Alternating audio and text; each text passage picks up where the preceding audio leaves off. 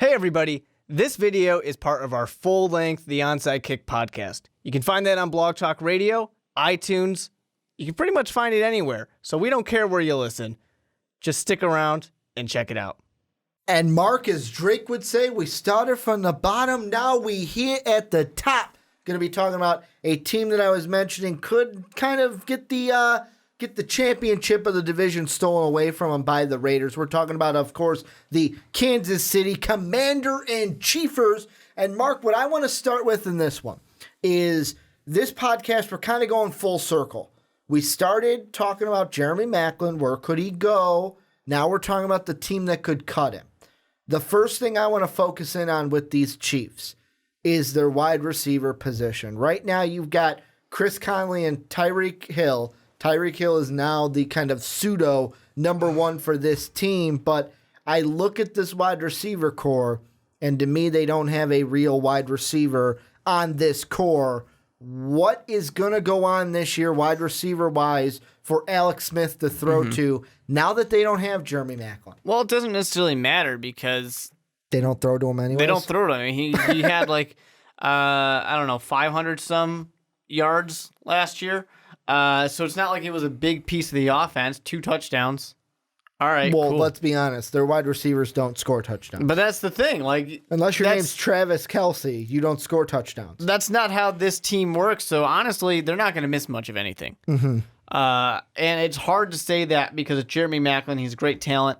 He's going to be great addition on whatever team he ends up joining. But right now, it's not really that big of a loss for the Kansas City Chiefs. The Kansas City Chiefs are one of those teams where on paper, they don't make much sense to you. They're not an amazing passing game. They're not an amazing run game, although they are a better run game than a lot of teams. Their defense is very good, but they don't score a lot of points. So like They game manage. Yeah, exactly. That's what they are. They are their quarterback, essentially, Alex Smith. They just kind of somehow managed to win a lot of games. And it's not even like a fluky kind of thing. It's just that they shouldn't win all these games. But that defense is so good, and their offense does just enough. So Jeremy Maclin, sure, it's something to miss, but I don't think it's going to be that big of a deal. You still have good receivers, although not amazing. You still have Travis Kelce, who is very reliable. Spencer Ware is going to be one of these guys that's going to have to kind of step up because the loss of Jamal Charles, that's going to definitely... And also Niles Davis, too, from the running back committee. These are things that are going to be different for the team, but it's not like they were the best running game and all of a sudden are lost. They were just kind of above average. And the thing with the run game, because you mentioned it, was the reason why I felt like Jamal Charles was expendable was because, hey, you've been hurt. Why should we keep you around when we could just we can work with Charmander West and Spencer Ware and even Tyreek Hill because he's kind of like that offensive weapon kind of a player. The biggest kind of loss that the defense had this offseason was Dontari Poe. He is now playing in Atlanta for the Super Bowl runners-up. And, I mean, they do bring in Logan from Philadelphia. They bring in Huff from Baltimore to kind of fill needs on the defensive line and defensive back core. But really, this was a team lost 2 running backs. They lost Nick Foles. That's going to be a big loss for them. Quarterback-wise, they lose Dontari Poe. But the biggest loss to me could be Jeremy Maclin. However, I look at this team, and like I saw when Jeremy Maclin was released, I'm like, okay, they don't score touchdowns. They don't score touchdowns with their wide receivers. Like, at first, I'm like, oh, my God, Jeremy Maclin. Holy shit, that's huge. And then I, like... Actually, it's like you start to like not react to it and actually start to process it, and you go, yeah, you know, that makes sense. I mean, Tyreek Hill can be your number one because you don't use him like a typical wide receiver. Yeah, he can line up as a wide receiver, but most of the time it's Travis Kelce's your wide receiver going out there for the long plays. What, he had 14, I want to say? Yeah, 14, 20-plus yard catches where Tyreek Hill only had 8 of them. Where Tyreek Hill's kind of used more as that running back and that short passing game guy rather than the long guy. And really, like Jeremy Maclin, if you're not going to use him, why have him on the team? Yeah. I mean, it would have been nice for them if they could have traded him or something like that. Got something for him. Yeah, I mean, I don't know. Maybe they weren't foreseeing this at this point or earlier on when they could have gotten away with making a trade or something like that. That would have helped. But the interesting thing when you start to look at the draft as well for the Kansas City Chiefs, obviously Trading for Patrick Mahomes. Yeah, obviously getting Mahomes kind of speaks volumes of where the team's at. I'm saying, hey, Alex Smith, do more or get out. But then you get rid of Jeremy Maclin. So it's like, do more with less or get out is what they're saying. I don't know. I don't want to say they're setting him up for failure because Alex Smith, he can make it work with whatever's around him. But they sure aren't helping him keep that job. And the one thing that I'm glad that you brought up, the kind of Mahomes to Alex Smith thing, because I'm trying to find it, and actually it's right here. It was on our video that we did, our segment where it was right after the draft when we talked about they went up and drafted Mahomes, and the title of the segment with our Alex Smith's days numbered with the Chiefs. I actually wanted to bring up a comment to you because we had a comment. You had said something in that podcast where Alex Smith is on notice and his days, obviously it's what we were talking about, are his days numbered. And we had a comment from The Truth Matters. I want to read it for you because I want you to respond to it, kind of bring the conversation in. And he says, Alex Smith is on notice and he must put his game or he will be gone. Remember, Mahomes is on a rookie deal, so the Chiefs could keep both for years if Alex bailed out. They could also trade him if he bails out. The NFL is a very stupid organization when it comes to the quarterback situation. I mean, obviously, yeah, he is on a rookie deal. They have 5 years they have the 5th-year option. I mean, Alex Smith could be out after this year. Yeah. It really comes down to making this trade showed that the Kansas City Chiefs are not sold on Alex Smith, and they're ready to get rid of him at any point. Basically, that's what it said. They're saying, not this year, because you're still here this year, and we're going to let him learn. But, hey, if you don't do it, you don't get it done, well, we got this kid here that we believe in enough to trade for him. We'll get rid of you.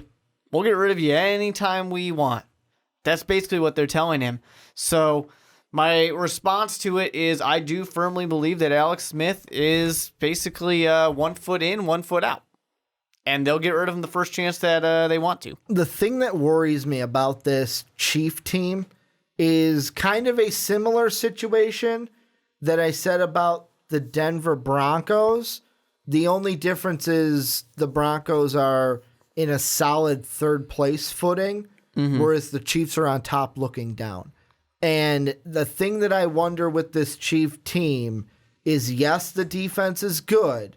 However, did you not add any good enough pieces this year to compete with the Raiders? Because like I said, we mentioned in the last segment when we talked about the Oakland Raiders, they have added pieces.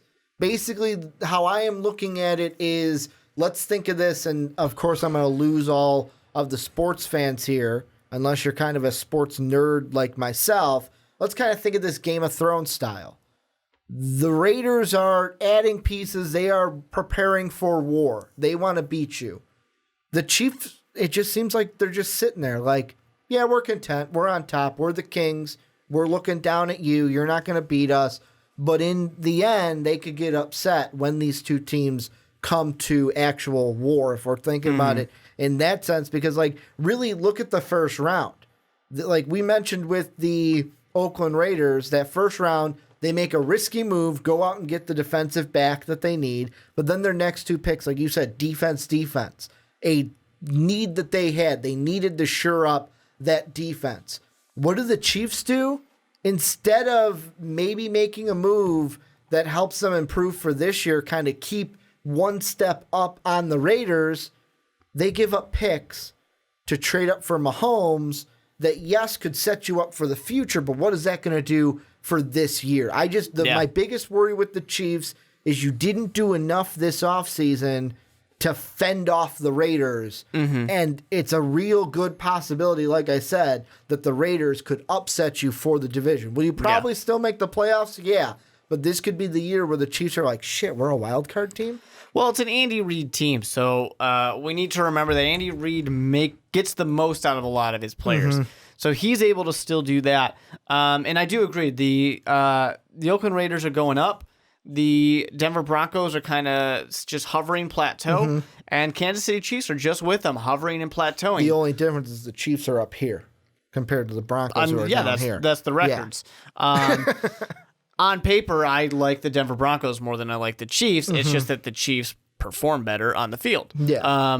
So, paper doesn't matter too much. The field matters. So the other thing with the Kansas City Chiefs, though, is that I don't disagree with trading and getting Mahomes because that's what this draft was about. This draft was about trade and get the guy of the future for your quarterback for these three teams that did that.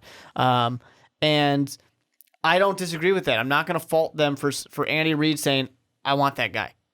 Let's go get him. And saying that I don't believe in Alex Smith because what he's basically telling us is, yeah, Alex Smith isn't winning us a Super Bowl. So we got to get a guy who can, even if we're going to lose some ground today.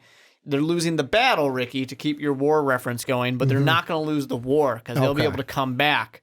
They're basically, I don't want to say they're retreating because that makes it sound like they're giving up the whole season. Yeah. But they're moving back a little bit so that way they can come back stronger with a guy who, Patrick Mahomes, the second, they believe is going to be the real deal.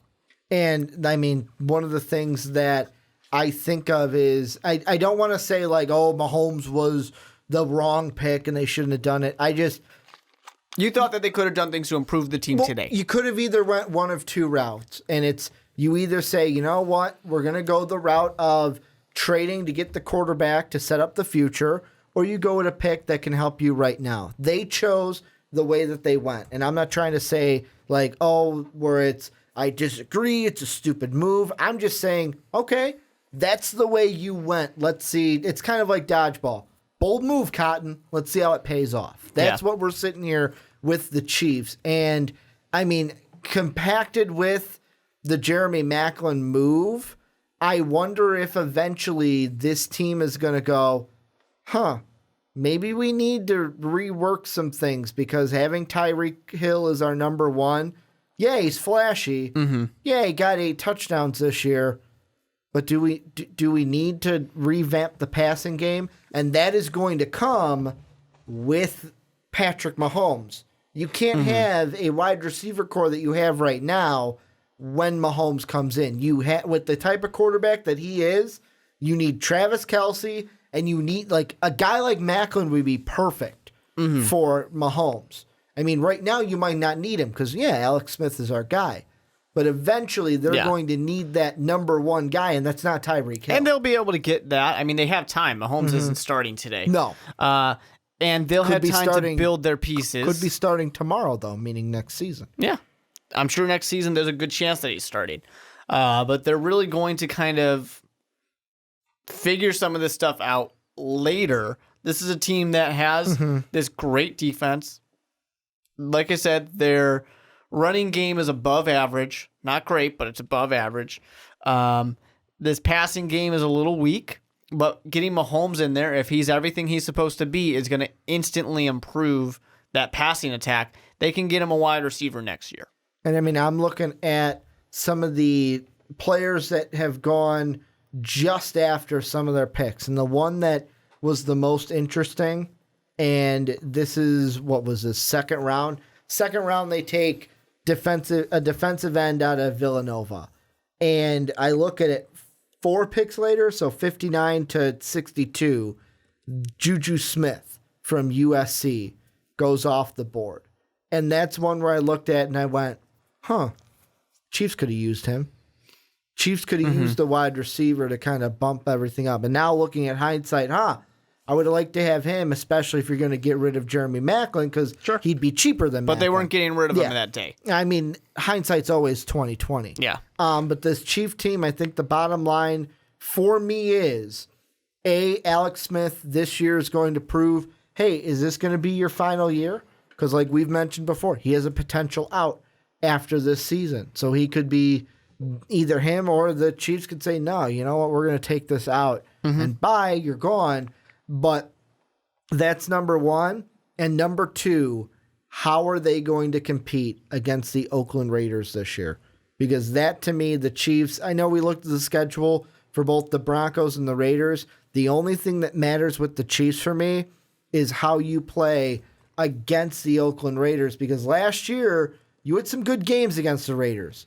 The only reason that you won the division was because you owned the tiebreaker over the Raiders. And when we saw you play the Raiders, I want to say it was the last game, the Thursday night game. That was one where if Oakland didn't make just some boneheaded mistakes offensively that led to turnovers, they would have won that game. I think it was the 21-13 game that you played in KC. If Oakland didn't make one or two bonehead moves, they would have won that game and would have been the ones winning the division instead of you. Sure. But, I mean, that falls into Kansas City's wheelhouse of being the defensive team. They're built to take advantage of those type of mistakes. Well, and before I wrap this up, before I turn it over to them, any last thoughts on the Kansas City Chiefs?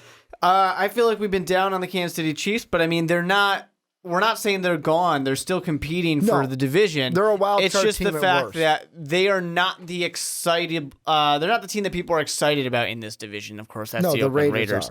But they are still solid, and Oakland still has to go through Kansas City in order to win the division. I mean, there's probably a good chance that they win the division. I probably am going to go with the Raiders when we make our predictions later this off season. But this season for the Chiefs is going to be, can you fend off the Raiders? Can you fend off the Raiders, win the division again, and what's going to happen with Alex Smith this year? But Chief fans, let us know what you think down below in the comment section. And also, thank you guys for listening. This is our first preview. Next week, we will be back with another division. We're going to continue on the west side, going to look at the NFC West. So if you are an NFC West fan, prepare for your team to be looked at next week. We're going to continue this all the way through the month of June and the month of July. I want to thank you guys for watching on YouTube or listening on Blog Talk Radio, iTunes, or Stitcher. Make sure to follow us on Twitter. I'm at Ricky Widmer. Mark is at the Mark Weber with 2 E's. Most Valuable Podcast is at Most Valuable Pod. Also check out patreon.com. Just another way, patreon.com/Most Valuable Podcast to help support the channel more so than hitting that like and subscribe button. Want to thank you guys for watching and listening one more time.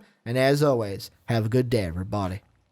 Well, I hope you enjoyed that. And don't worry, there is plenty more where that came from. You guys can check it out right over here. Click that video, start watching it, and just stick around on Most Valuable Podcasts.